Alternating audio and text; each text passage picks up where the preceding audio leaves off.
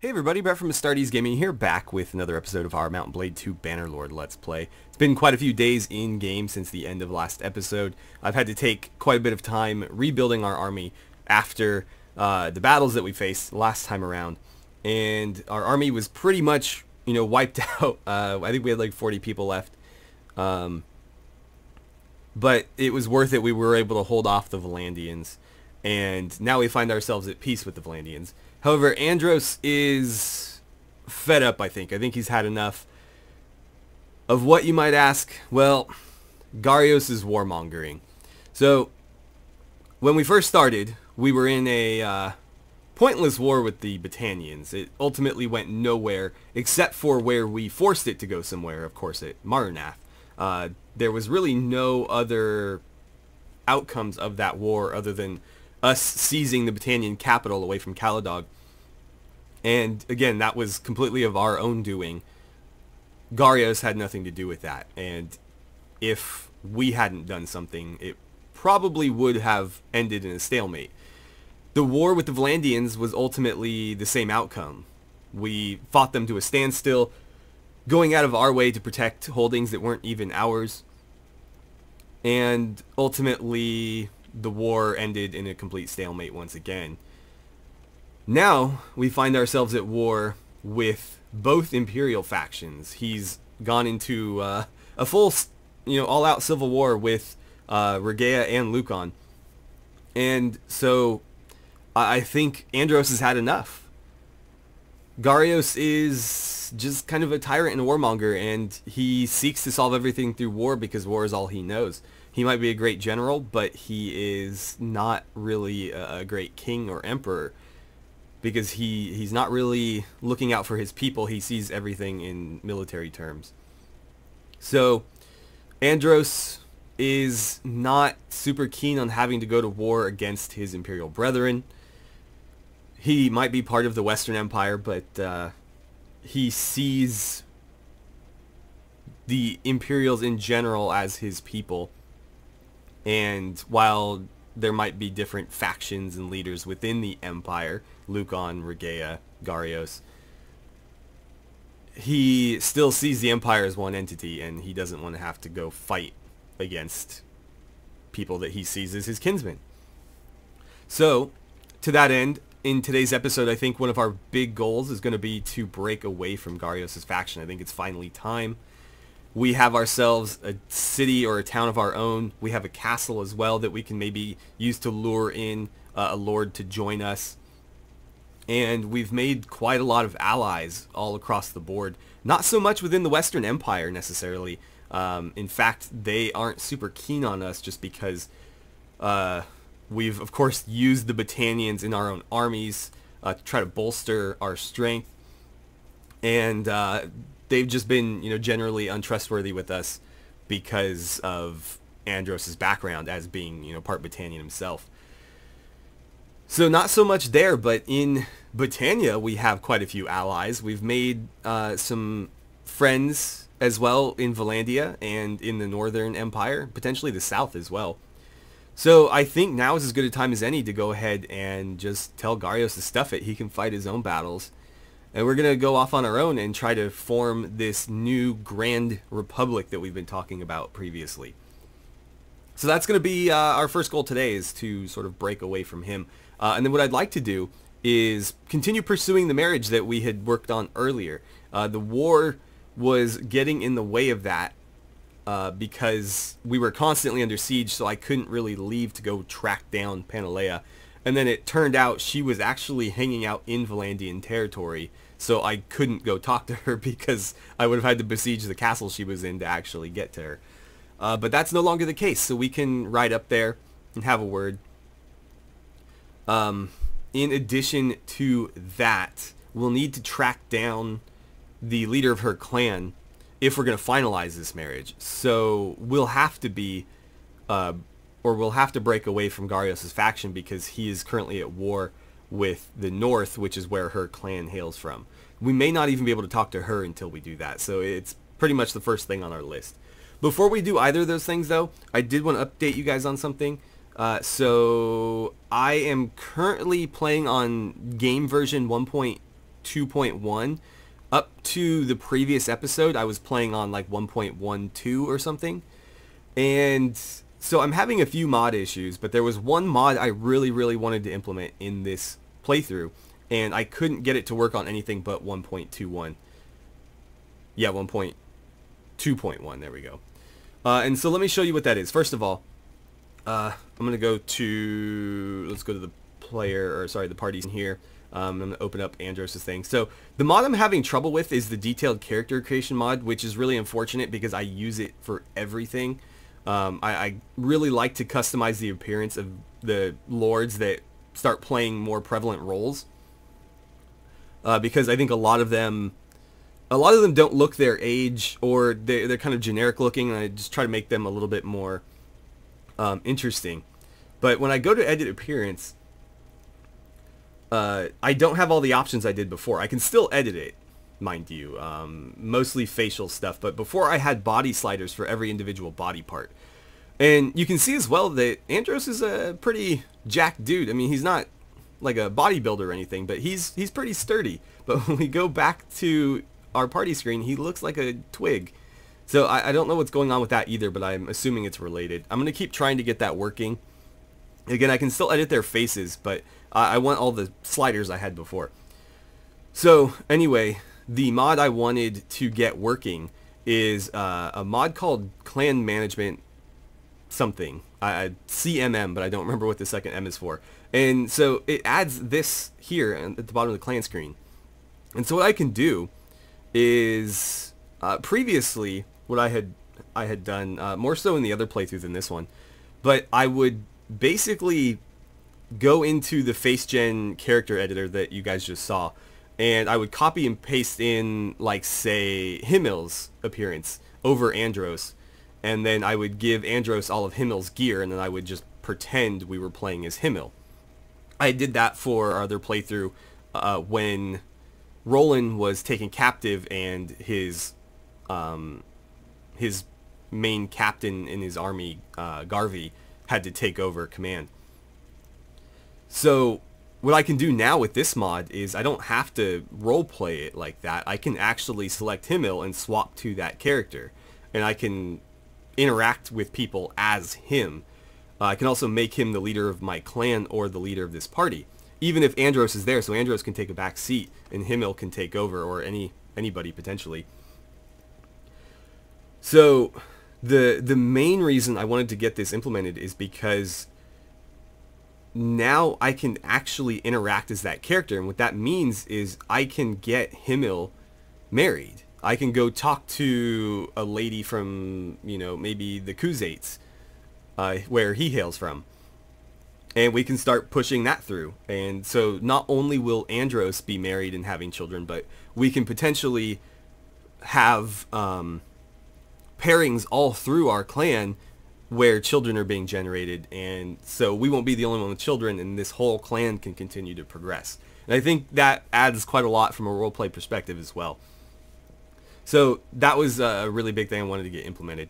There's some characters down here I'll introduce you guys to later. Or in fact, I'll introduce you to one now because he's in our party. He's actually with us. So let's talk about him. And that him is Urios the Bear. So I've recruited him out of the comment section because we needed a veteran presence in this army to help bring these, for lack of a better word, barbarians into line.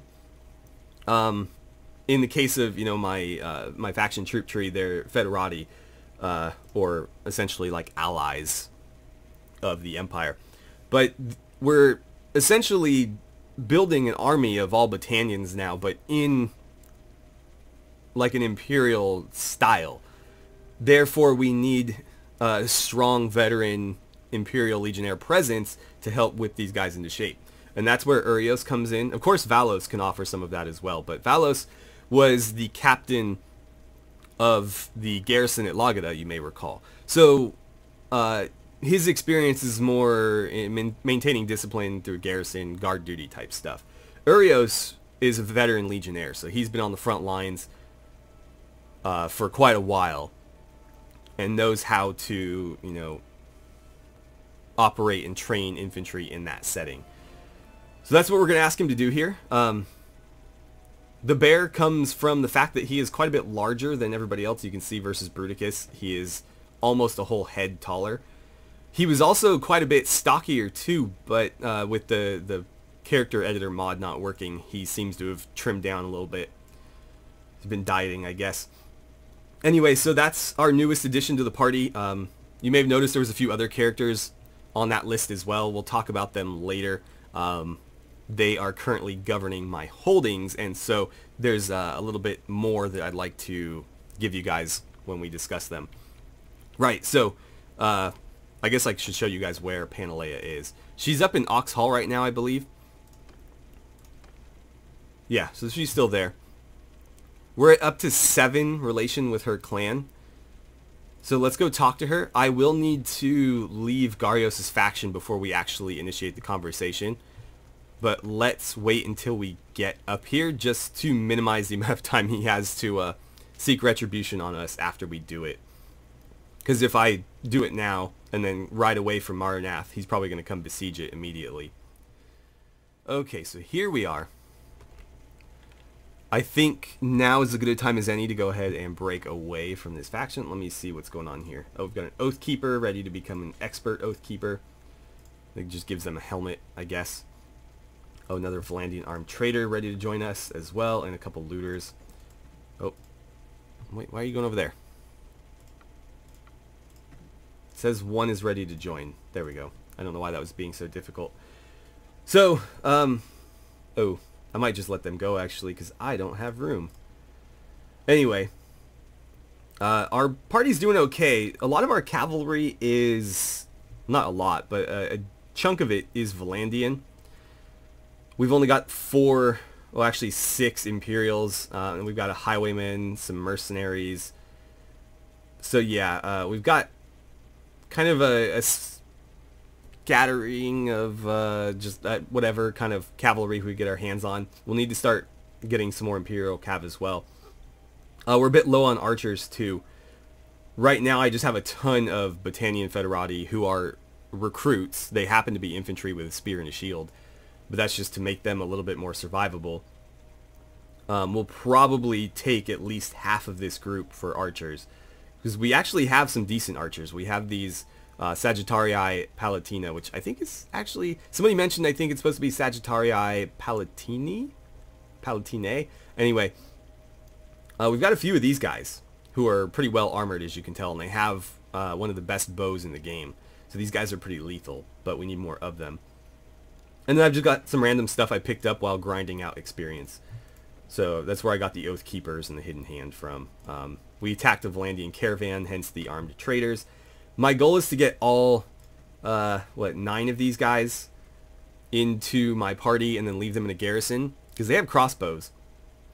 So if we, put them up on a wall, they'll be pretty lethal. Out in the field without any sort of shield or helmet, they're not going to be super survivable, but in a garrison, I think they'd work quite well.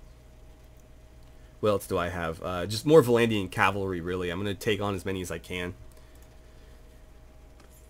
But that's that. So let's go to the kingdom screen. We're going to leave this kingdom, and we're going to keep all our holdings. So we have options here. We can, of course, relinquish them, and that will avoid war with Garios. We, of course, don't want to go to war with Garios, but we also don't want to relinquish all of our holdings. And so we're going to have to be in open rebellion here.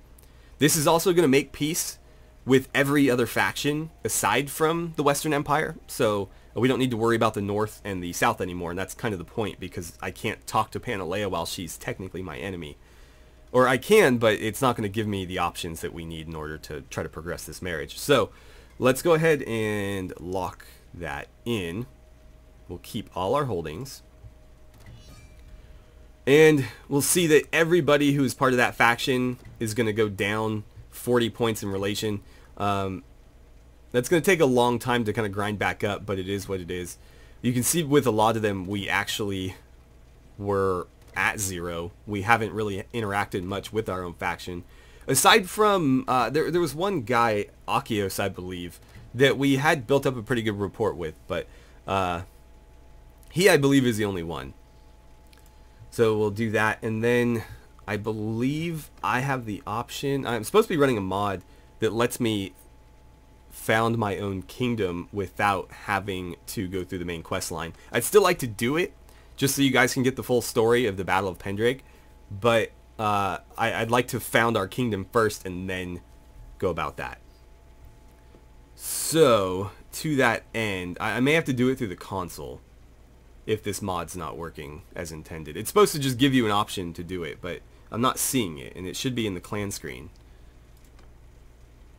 I think it was supposed to take the place of the Leave Kingdom button, but yeah, I'm not seeing it. Oh, we lost a bunch of our production as well. Still making net profit, though. A decent one, in fact. We'll have to buy some more businesses, but yeah, I had 2 in Western Empire territory, and they're both gone now. Right, well, I'm going to have to use the console to do this. Okay, so as you can see here, Silico's joined Player Kingdom. We should now have the option to go ahead and operate this. We're the leader. What do we want to call this?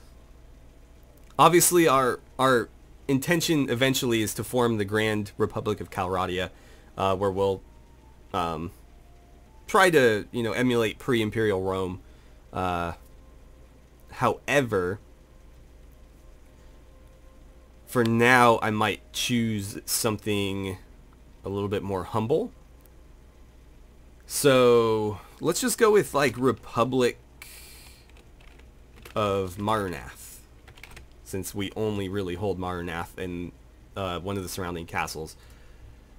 Okay, and you can see our heraldry is changed. This is what's going to be the color of my heraldry. However, not all of our faction is going to be blue and yellow.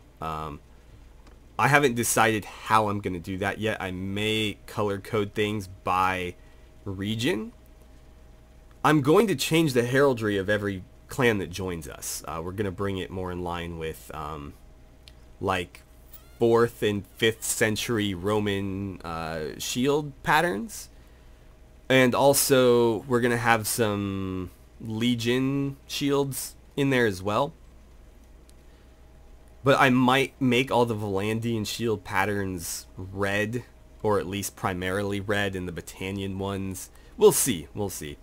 But it's not going to be uniform in color. I want to have like a very colorful, diverse-looking army when we have, 1,000 people with us and 10 lords joining in, stuff like that. Okay, so we can finally go inside. Or we could before, but now we can actually talk to her. Let's do that. Andros, so good to see you. It's been too long. I thank you for what you did for me. You kept your word. Not everyone is so dependable these days. I don't remember what quest we performed for her, but we did do something because we're at +7 now with her clan. So let's discuss our future together. Yes, well, I've been thinking about that. I insist that my husband conduct himself according to the highest standards. Okay. Well, we've got 2 at 59 and then 1 at 39. This is going to be pretty challenging. But let's see. Charm either way, and then honor or mercy. Okay. So she's generous and honest. I don't know if sticking to her traits is a good way to go, or if we should just stick to ours. I assume if she's honest, she prefers people who are also honest. That's my assumption, so it might be better to go with this one. Is that why that's highlighted? Let's try it. Because I actually do like this answer better. However, mercy isn't something that necessarily speaks to her. She's pretty neutral on the subject. So anyways, I'm a man of my word. I hope that is sufficient. Nice. Okay, 59%. We got to get as many of those as we can. I don't know if we're going to have a critical success option. Oh, wow. This is going to be difficult. I'll be honest. I have plans and I expect the person I marry to have the income to support them. Okay. Well, we are the ruler of our own faction. We own a town. We own a business. We own 3 businesses prior to this. And I have like 600,000 dinars. I'm almost a millionaire. So you would think that this would be an easier speech check to pass. but I guess I can't flash all the coin that we're carrying with us. So let's go with this option because these are both green. I don't know if that matters, but I'm going to try it. I have a plan to rise in this world. I'm still only a little way up the ladder, though. Wow, we got it on 39. Okay, this is going pretty well for us so far. Hopefully we can do better than like 30 or 59 on this last one. Oh, wow, 259s again. I think you should try to win my family's approval. I think I'm going to go here. Again, with the honor. I can only hope that if they come to know my virtues, they will accept me. Wow, 3 for 3. Man, living on the edge there. I'm happy to hear that. I am as well. I'm happy to have been so successful. Yes, I think I would be honored to accept your proposal. Tassinor, as head of our family, needs to give his blessing. There are usually financial arrangements made. Yeah, we're going to have to pay a dowry. So Tassinor is the only other member of her clan. They're not actually related. At least not direct. Well, I say not directly. As far as I know, the only relationships it shows in this screen are going to be things like husband and wife, father-son, mother-son, mother-daughter, father-daughter, brother-sister, things like that. So like nuclear family type stuff. Therefore, they could be cousins, and they're just not close enough in relation for it to actually show. But he's the only other member of this clan, and they actually don't have any fiefs or anything in the Northern Empire. They lost their land to the Khuzaits. As you may recall, way back, Espinosa Castle was their original holding. So my goal is, after we succeed in this marriage, maybe we can give him Varin Castle, because we do have a castle that we're not really too keen on managing. Okay, so with that out of the way, we now need to ride to... Yeah, see, I still have it marked because that's where they were originally, but they lost that to the Khuzaits. And apparently they lost Amprella too. Yeah, they're losing a lot of land. The Northern Empire is kind of falling apart. So, oh, I forgot to see where he actually was. He is at Thorios Castle. Thorios Castle is here. Hey, shouldn't we be at war? Ah, I know why. Okay, so very quickly here. When I started our own kingdom, I think it did the exact same... Yeah, they did declare war on us. When you complete the main quest, investigate Neretzi's folly, and you go through the whole thing and get the dragon banner and declare your own kingdom, as soon as you complete that quest to start your own kingdom, it makes peace with everybody on the map. You basically start fresh in terms of wars. So, I believe by creating our kingdom through the console, it did the same thing. So, we have a brief reprieve, but he's going to be real pissed at us still.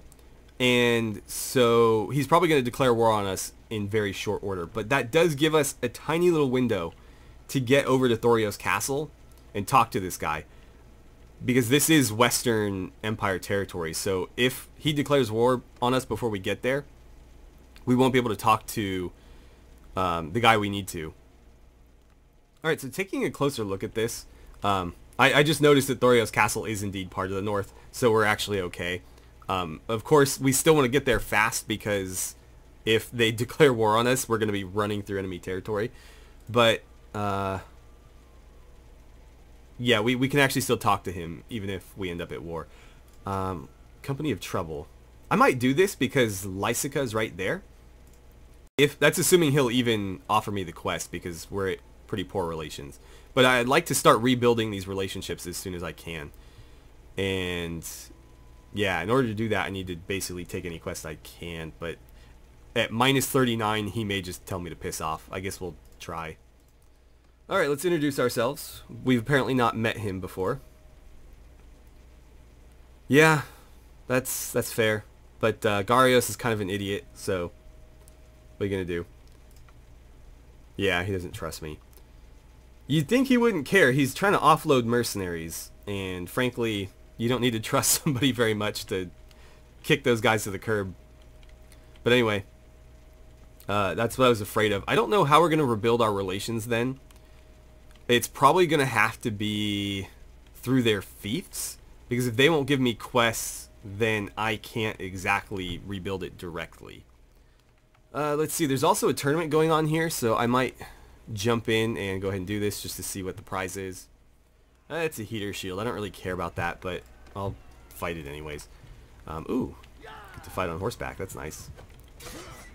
86 damage. God, he looks so thin. He must be dying of an illness or something.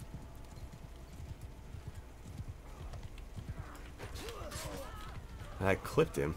This damn, it's actually not even a cataphract. It's probably like a archer or something. But they have such heavy armor, it's impossible to do any damage to them. Let's see. Okay, he's finally down, so we just have this one guy on horseback. Can I couch this? I can. Oh, I missed, though. That's the one thing I don't like about couching the lance is you have a little bit more freedom to aim when I don't do it. Granted, you hit a lot harder when it's couched, but you know, if you miss, it doesn't really matter. Okay, next round. Actually, was it worth betting? Probably not. Ooh, nice. Ooh, that was right to the face. I'm surprised that guy didn't go down. Okay, let's wheel around, and I'll see if I can get it this time. Got you. Nice. The other thing about couching lances, too, is there's a little recovery period after you make contact. Versus, if I'm just thrusting the spear, I can basically continue thrusting as fast as I can make the guy's arm move. So, it's a little bit better when there's multiple targets. Alright, we got a one-on-one against a veteran forester here. I'm gonna stab you in the face.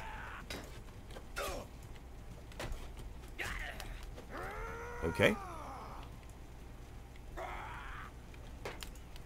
He's being very coy. He's doing a lot of feinting. There we go. And finally, Imperial Legionary for the win here. We get a fancy shield that I'll probably just sell. But it's worth it for the renown.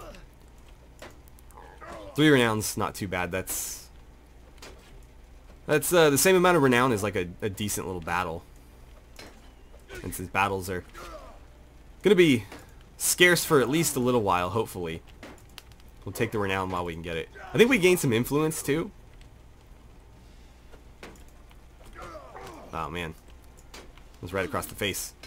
And influence is definitely something we're gonna need, because I'd like to pass as many policies as I can before we have too many people getting in the way of it.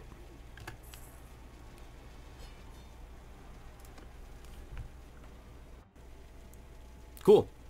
So we're up to 600 for our renown. That's probably all I need to do here. So let's continue moving on. Actually, I'm going to hit the smithy before we leave, but you don't need to see that. So I stopped off in Yalmaris just to continue smithing and whatnot, and I noticed that we have a healer here. Let's see. She's actually Battanian. I don't like that she's devious, but I guess there's worse things than being a little bit dishonorable.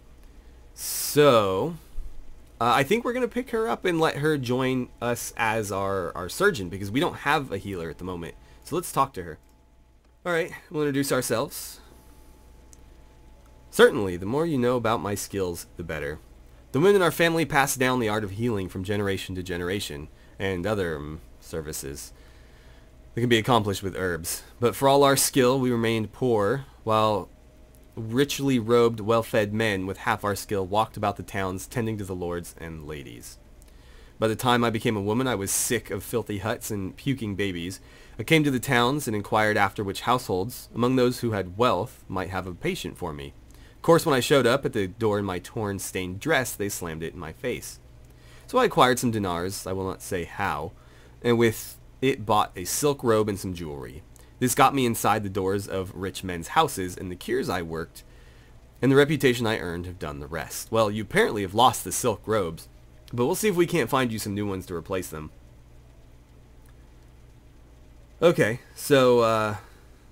Yes, many is the healer who has come to specialize in the diseases of the rich.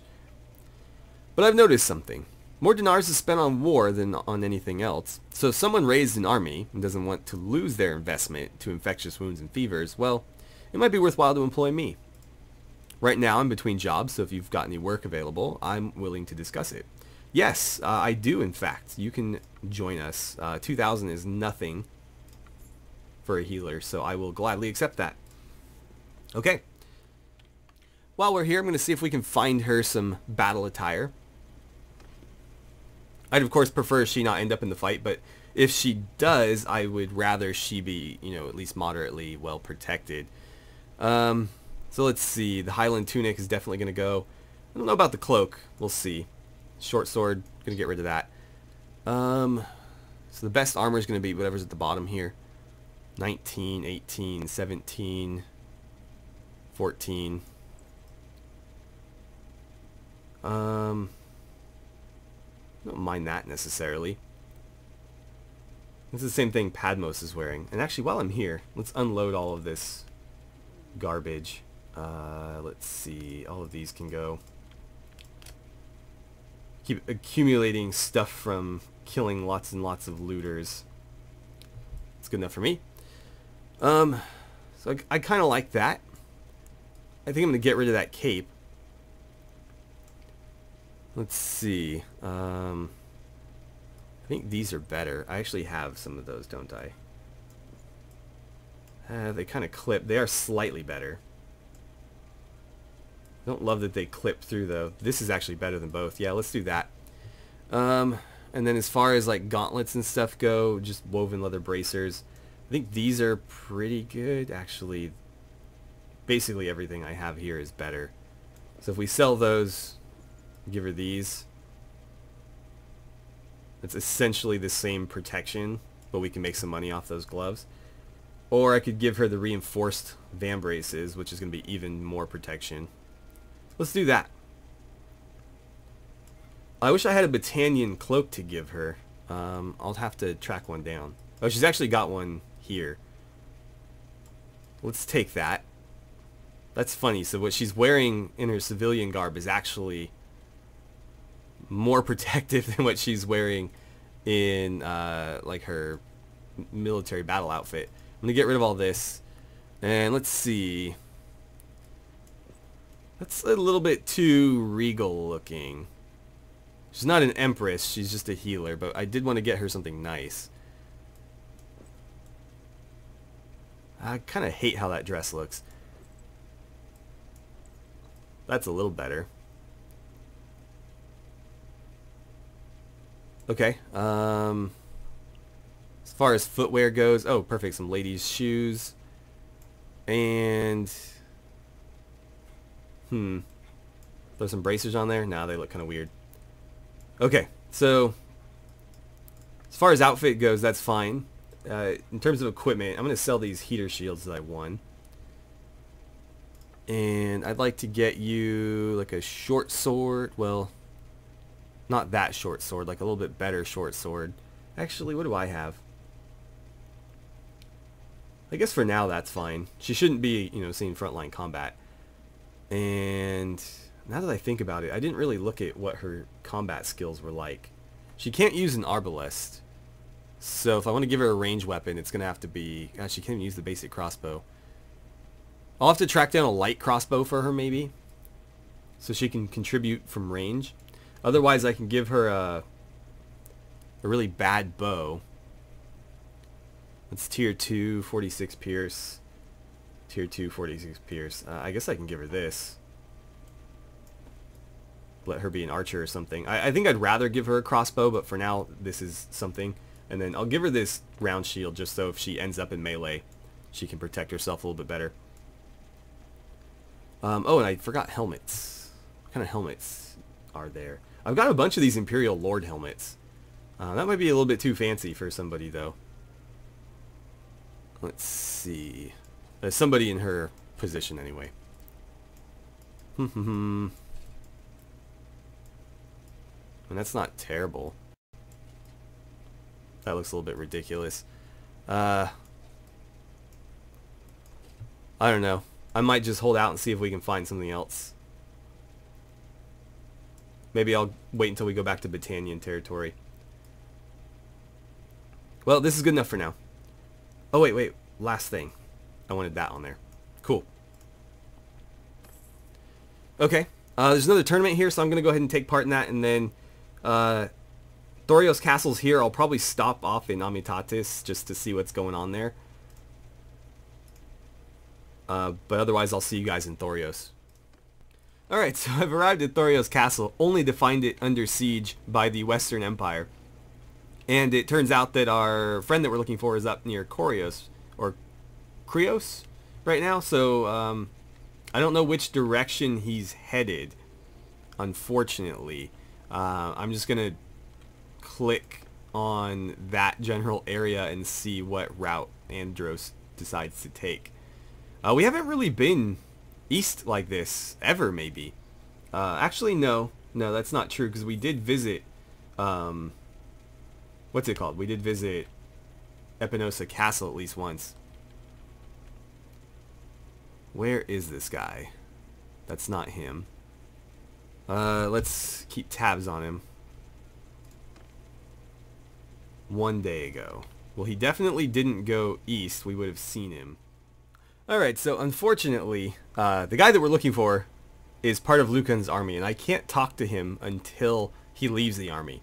So we're going to have a chat with Lucan, because we've been directed to him several times regarding Neretzi's follies, so I figured we'd go ahead and ask him. And also I have some mercenaries I need to offload as part of a quest. So let's ask him about the Battle of Pendrake first. Yes, I was a junior officer on Neretzi's staff. People say much about the battle that betrays a lack of understanding of Neretzi's and of the circumstances he faced.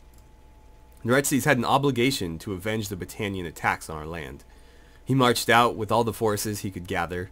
The Volandians betrayed us, but that's what you expect from honorless barbarians. Fortune favored the enemy. What matters is that we did what honor required.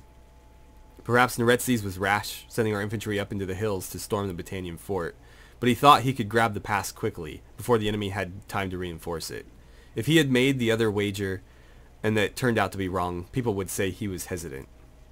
I stayed with Neretzi's until we were forced back to our camp by the Sturgeon infantry, and then fought on the battlements. Eventually we could hold them no longer. I did not see what happened to Neretzi's, or to our banner. Irenicus got us out of there, and he got us home. I did not respect Irenicus before, but that day I saw he was worthy to be emperor. Well, thank you for that information. Is there anything else? Yeah, how about some mercenaries? You need some? Let's go with the 74 first. Cool, that's one. And I got a 10 or a 59. I guess we'll go 59. Sweet. Okay, cool. Looks like my charm skill coming in there for me. Sweet, so our relations goes up with the clan we got them from, and we gained like, what, 6k from that? But yeah, unfortunately the guy that we want to talk to is right here, and I can't actually speak to him until they're done. So I might just follow this army around for a bit and see what happens. Okay, so Lucan's army has met Krotor's army in the field here, and I'm just going to hang out and see if they disperse after the battle's over. Lucan's army should win. They've got pretty good numerical advantage there. But I'm hoping that some of the smaller parties within there will take enough casualties that they'll have to disperse to go recruit. And when that happens, I'll track down the guy that we need to speak to. Alright, so I finally found this guy. He got taken captive after that, not the battle you guys saw, but I think there was another battle that they lost. He got taken captive. I had to run around all over the place trying to find him. And so here he finally is. We'll introduce ourselves, and we would like to finalize the terms of our marriage with Panalea. Very well then. Okay, so what's he going to ask for? Wait, 93? Seriously? That seems so wrong. Right. I'm going to offer more than that. Because we wouldn't want to insult our new bride. I'll offer up a desert horse. And... oh, whoops. Let's see. What's the minimum? Hold on a minute. Why is the auto offer being dumb? Okay, well, we have to offer more than that, but apparently the minimum I can offer is more than enough. So I'll offer, what, 6,200 dinars and a desert horse. And that will be our gift, or our dowry, to marry Panalea. Cool. Our charm went up. Panalea is now married to us. I wonder if she teleported to us or we have to go track her down. No ceremony, of course. It's not in the game yet. And at some point, I may ask him to join us. In fact, I guess I could do that now. We do have pretty good relations with this clan, if it'll let me. There we go.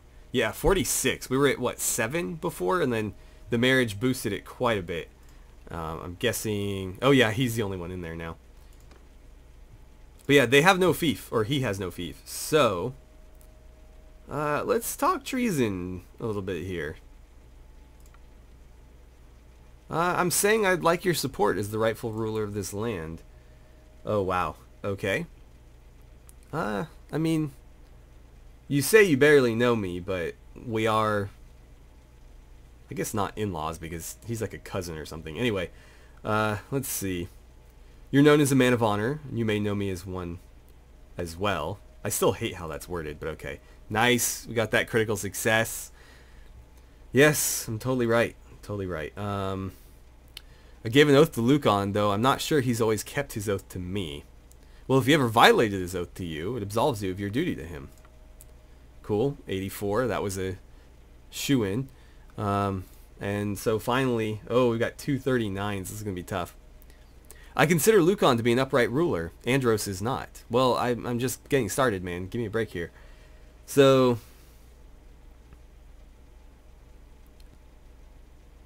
interesting. I didn't know they didn't like each other. This is charm and calculating, though. Let's try that.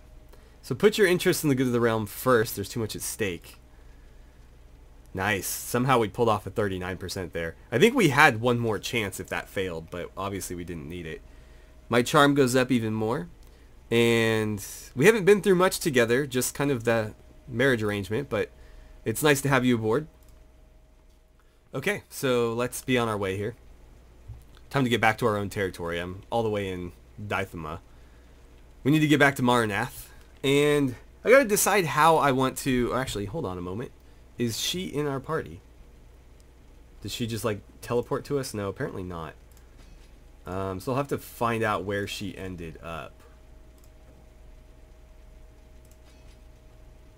Okay, nothing to be done there.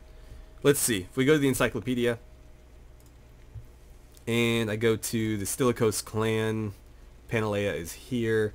She's still at Ox Hall. I might have to go pick her up. That's kind of annoying, but we obviously want our wife to join us. So, let's do that. I'm going to probably swing by Maranath first. There's some stuff I'd like to leave in the garrison. And also some other business I need to conduct there. Now, I need to figure out what I want to do with the guy that just joined us. So, he is the only person in his clan. And what I was going to do with the smaller clans, because at least in the current version of the game, every clan falls into like one of two groups. There's the really large clans that have, you know, husband, wife, a bunch of their children. Sometimes there's like cousins or whatever else in their party. Or in their clan, excuse me. And so I was going to make those the clans that hold most of the towns.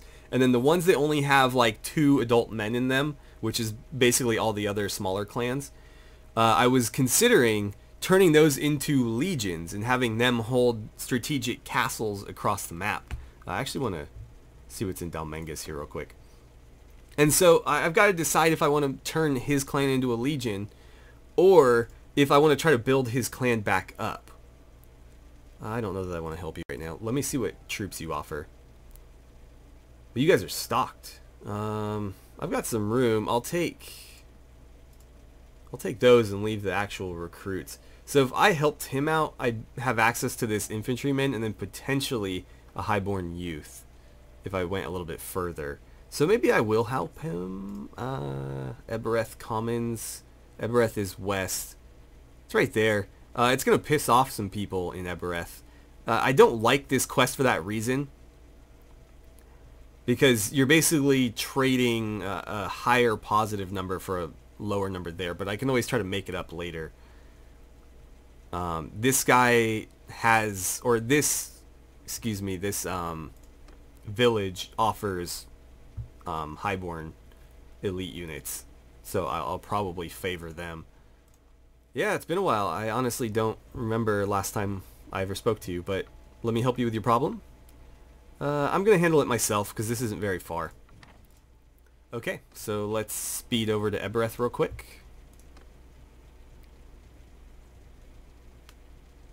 And hopefully we don't have anybody desert us because we're over our... Oh, there it was. We weren't fast enough. We lost 3 troops. I don't know what they were. Hopefully nothing too painful to lose. Anyway. Oh, these guys are too slow. So my villagers are going to harass me here. Sorry. As much as I'm trying to be a man to the people here, this guy does have right to graze on these lands, so... Yeah, see, we went up 6 with the guy we talked to, but we lost 3 back over here.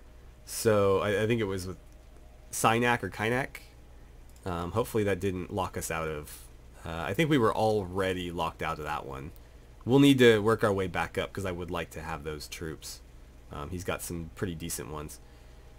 And now that we've gotten those horses and their chaperones out of our party, I can recruit a bit more.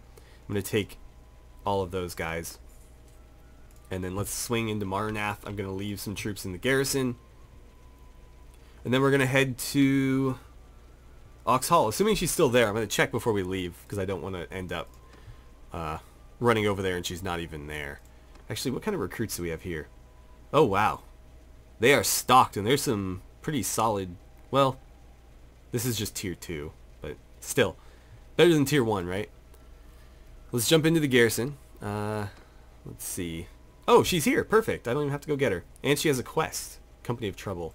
Is there a lord around? And Curion. I might be able to dump them on him. Actually, no. You can't... I've tried this before. You can't get rid of those mercenaries. Excuse me. Yeah, you can't give the mercenaries to the mercenary minor factions. But let's go to the garrison. And let's see. Veteran infantrymen. I'm going to leave the Imperial Archers here. I'm going to leave the Puppeteer. The Woodrunners. Excuse me. We'll probably leave the veteran infantrymen here as well. The expert oath keepers can stay. The trained... I'll keep the trained infantry for now, but the Valandian armed traders can go over there. Hidden Hand. I'm going to wait until he goes up to a puppeteer. What's that leave me at? Okay, so that gives me 13 slots to work with here.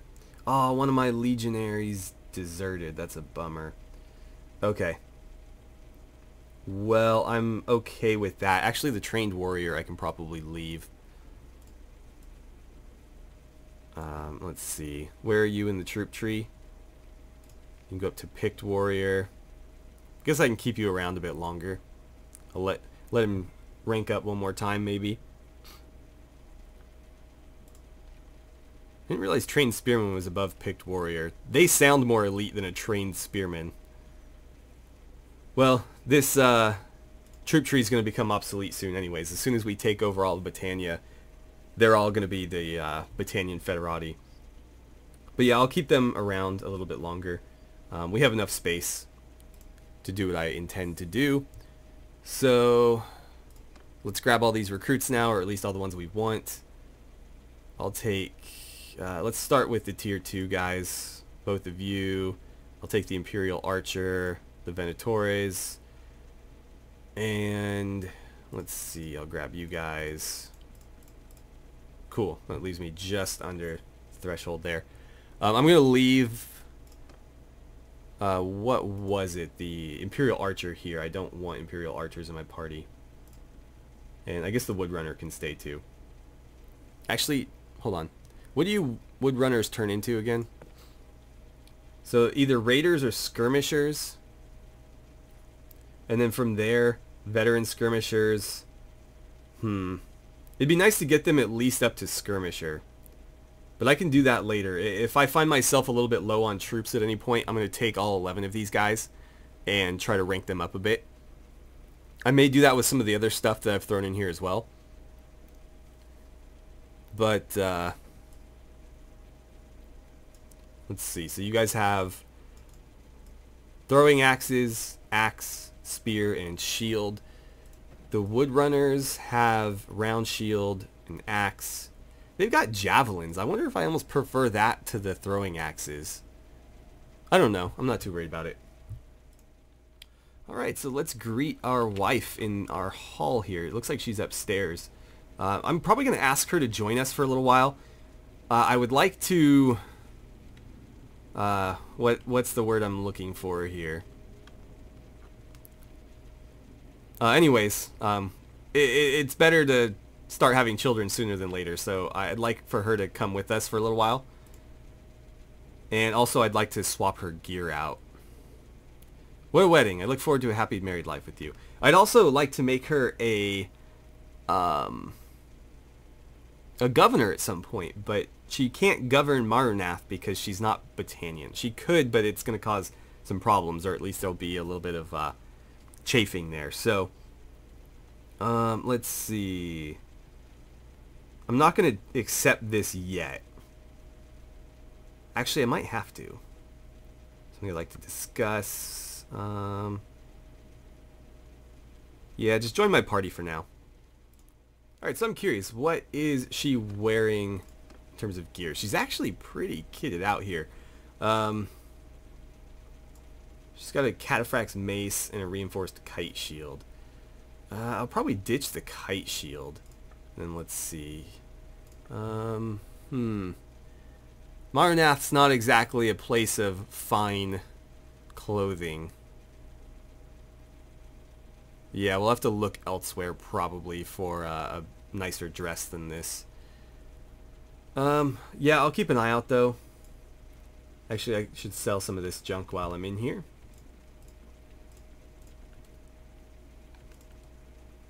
Okay. And she doesn't have a weapon on her when she's in her civilian clothes. We should probably change that. Oh yeah, I made a katana. Anyway, let's see. Yeah, I was just messing around with the what do you call it? The smithy thing, trying to see like what different sword designs I could come up with. So there's the katana. It's pretty fun to play with. But yeah. Maybe a steel gladius. This is another thing I came up with. It's a short sword, so I guess that would work. It's actually pretty expensive though. It is a steel weapon though. It's like what, tier 5? Yeah, I guess that works. It's suitably imperial. You know what? I can just make these though. I'm not gonna pay 2,000. I'm not gonna pay 2,000 dinars for a sword that I designed and I can craft at any point. So I'll make her probably 2 of them. One for her to carry in her civilian clothes, and one for her to carry when she's actually kitted out. So let's see. Aside from that, what sort of armor do we have? It's all gonna be like Battanian stuff. So I'll have to keep an eye out for... I might have to venture into Imperial territory just to improve on this. But I want her to look more like a queen or an empress and less like a legionnaire or a cataphract. So I'm trying to find a balance there. Obviously, she still needs to be well protected, but yeah. Actually, I might steal her horse barding though. Let's see. What do I have? Just the striped leather harness. I can't believe I haven't... Or stripped leather harness? I don't know. I can't believe I haven't improved that yet. Well, to be fair, I'm still wearing the armor I started with. I haven't really paid too much attention to my own gear. Let's just leave it there for now. I'll figure it out off camera. Okay, so she is now with us. And we got to figure out what our next move is. I don't yet have enough influence to start pushing policies through, which is what I've been trying to accrue more so that I can start doing this. I don't know what I want to start with, to be honest. I'm, again, trying to form a republic, and so I need to focus on policies that are going to facilitate that. And I need to basically pick the ones that are going to be the hardest to push through once other lords join. So I might start with like citizenship. So we'll make everybody in our republic a citizen, just to start out with. And then we can do like tribunes of the people, council of the commons, charter of liberties might be a good place to start. Let's see, what does this do? Militia quantities increased by 10%, and 10% of militia troops will be higher tier. But we gain 5% less revenue. So we're basically investing some of the revenue we get into better militias, which I am totally fine with. Actually, more and better militias, because that's what I typically rely on for my garrisons. I don't bother, focusing on that very much. So maybe the Charter of Liberties will be the first thing that we do. Citizenship is important as well, so I'll probably focus on those. Tribunes of the People will be another one that we do soon.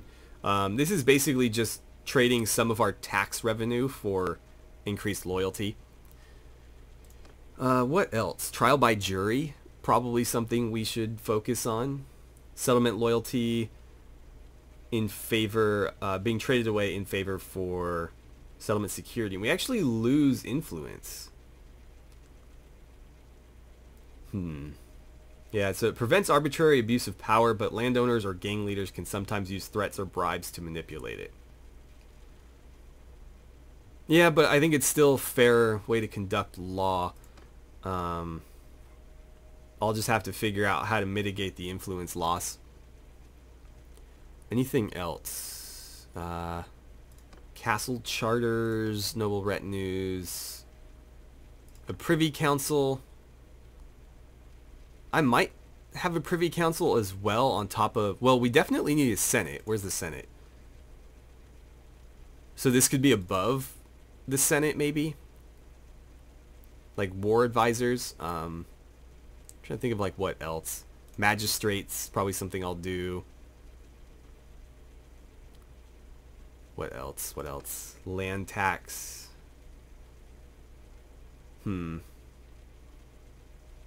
Less village income for clans. Oh, but I get more income as the ruler.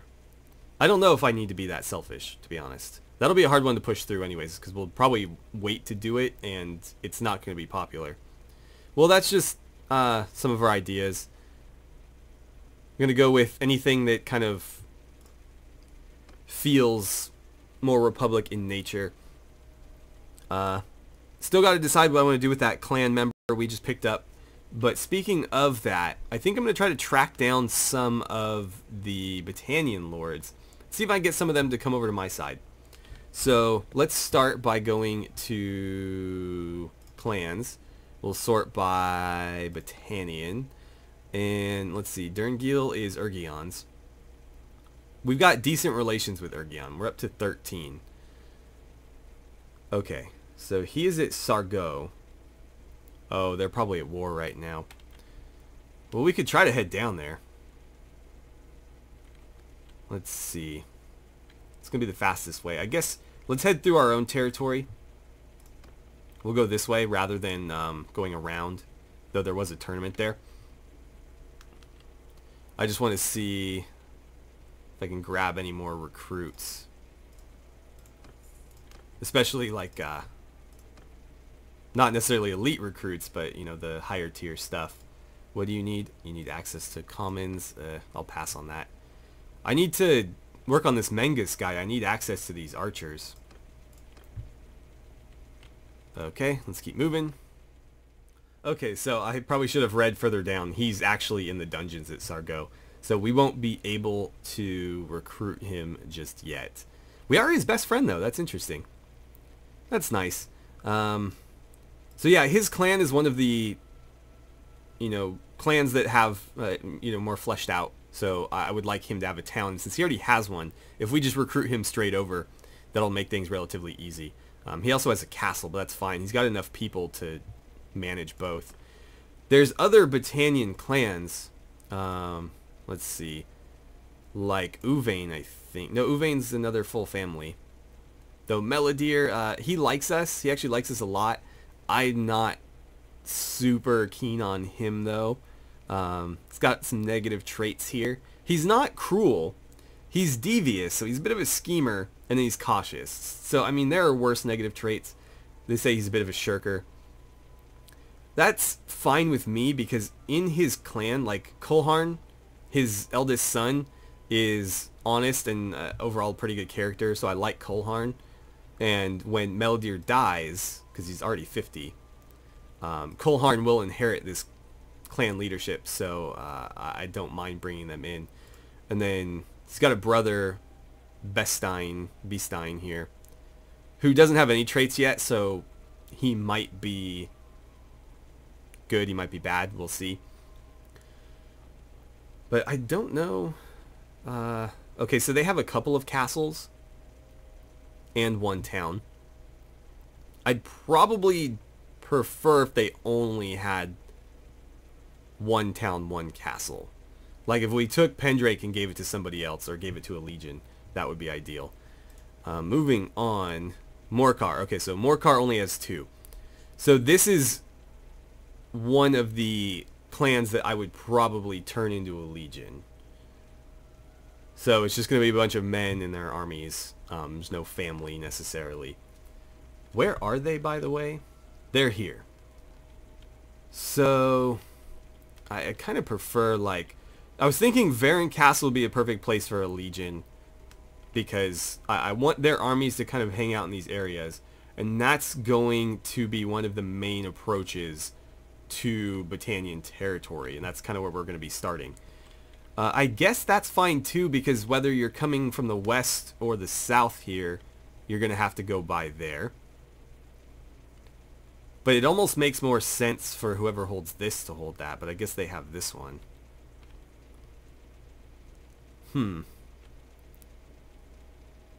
Oh, they actually only had 2 initially, and then they took this through conquest. Well, maybe the Volandians will get it back or something. And then this clan here, Pendrake, they have a few people, but interestingly it's all men. So we'll have to find them some wives, otherwise that clan's not going to go anywhere. I don't know that we're on great terms with you guys. Apparently we are. Devious and cautious, but merciful. Yeah, I can live with that. What about you? Close-fisted and honest? Yeah, that's fine too. Nobody's cruel. As long as they're not cruel, I guess I don't mind. Hidden Hand is Mercenaries.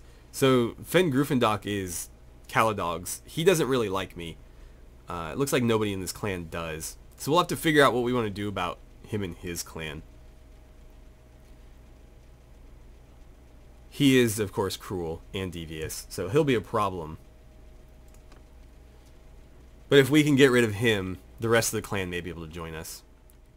Well, since we're in Sargo, I figure I'll take part in this tournament. We'll practice our horsemanship a bit. Looks like we're fighting for an Arbalest. And, okay, we're going to be in the second round. Well, no, sorry. What are these? Second battle? I don't know. With Ifrain. And how are we fighting? Oh, perfect. On horseback. Let's see if it'll let me couch this lance in time. And... oh, I ran into his horse before I had a chance to hit him. Okay, come on, get that lance down. Nope, alright. He's being too slow. I'm just going to do this the old-fashioned way. Stabbing people in the face as I go by. Let's get a little bit of distance here. And... how come you guys get shields? I want a shield instead of this stupid banner.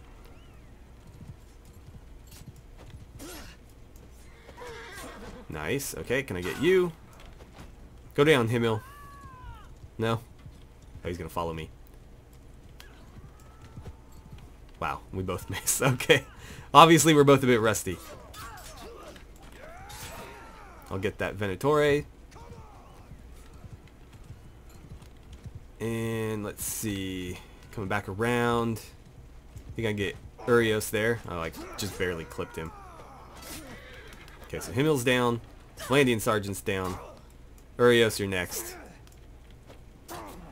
There we go. Alright. Somehow Ephraim held in there. Despite not being super proficient in combat, she managed to make it all the way through there with me. Let's do this. Alright. Not going to have time to couch my lance, so I'm just going to try to stab him as I go by. Get Bruticus in the face there. So he's done. Back up my men now. I got Valos in the back. And that just leaves Morcon on horseback here. Not for very long, though. Cool. Oh. Wow. I didn't think we'd be on horseback for every single one of these. I wish you gained more experience from tournaments. In fact, I don't know if you gain any. But it'd be nice. We get a lot of good practice in here. And me and Ephraim for the final. Unfortunately, she doesn't have enough crossbow skill to use the arbalest if we win it. So, it's kind of a bummer. Oh, this is dangerous for me. I mean, my armor's better, so I should be okay, but a few too many of these hits and I'll be done for. Cool. We got it. So now I have like 3 of these I can't use.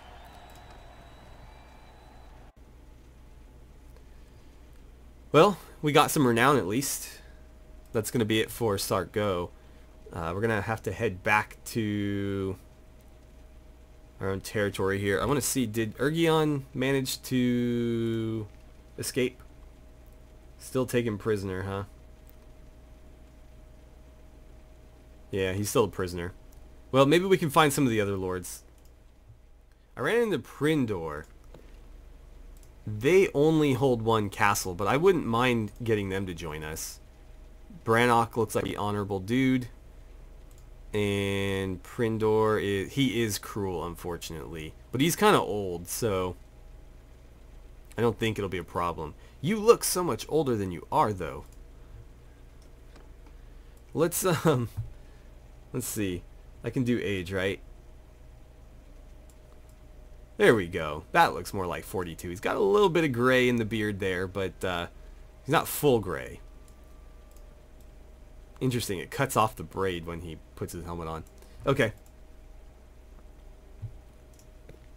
Let's see. Okay, so it's updated there. If I leave and talk to him again. Cool. Alright, let's have a talk and see if we can get him to join us. My friend, my heart is glad to see you. I didn't realize we were that close. Alright, so what is it then? Let's have a quick discussion here. What do you think of Calradia? We were just talking about how close we were, and now it's like, oh, I barely know you. Anyway. You may know me as a man of honor. Nice. Meaningful favors for the win. Ah, yes, you're totally right. He's like, yeah, you are honorable. I remember now. But I gave an oath to my liege. Well, Calradia isn't known for keeping his word. That much is for sure. Yeah, you're right about that. And then finally, oh wow, this is going to be difficult. So I have a 9 or a 19.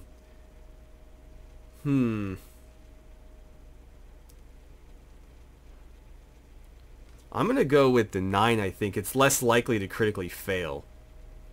So Calradia is a friend of mine. I can't imagine betraying him. Has Calradia really repaid you for your service as you deserve? Okay, so we failed that one. I think we got one more shot, though. Yes, we do. Okay. You have no claim to the throne, even in the unlikely case that others follow you. Another usurper will just rise up and defeat you. Come now, Prindor. You're known for your valor.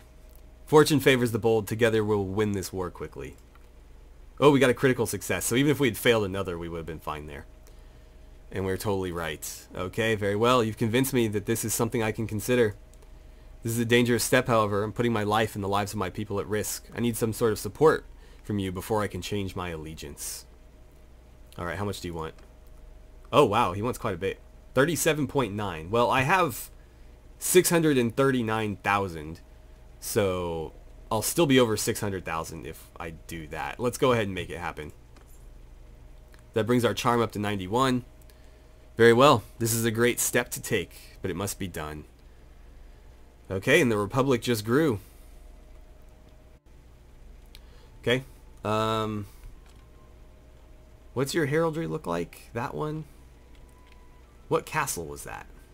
I thought he held this castle. Did he not bring any castle with him? I swore they had a castle. Let's have one more word with him just so I can... Wait, no, I wanted to see this. There we go. Okay, so Fen Morcar. Okay, they didn't bring any of their holdings with them, which is interesting because I thought for sure they would have. Typically they do. I don't know why that didn't... Okay, fine. That just means we'll have to assign him some land when we take some through conquest. I thought it said he had this one, maybe? Yeah, they had this one, and for some reason that got reassigned to Fen Uvain, which is... Fen Uvain? Is that, that's Melodier. Melodier becomes more powerful. It's not what we want to see, but that's okay. Right. Well, this video is getting absurdly long. Oh, there's Caladog right there. And we're not at war with anybody, so it's not like we're going to get a big battle in here at any point. So I might call it here. I'm going to do a bit more running around and preparing. Oh, we're out of food? How do we run out of food? I had like 200 when I started this episode. Oh, it's because I haven't been fighting. That's why. I have not been fighting. Normally I get most of my food from loot.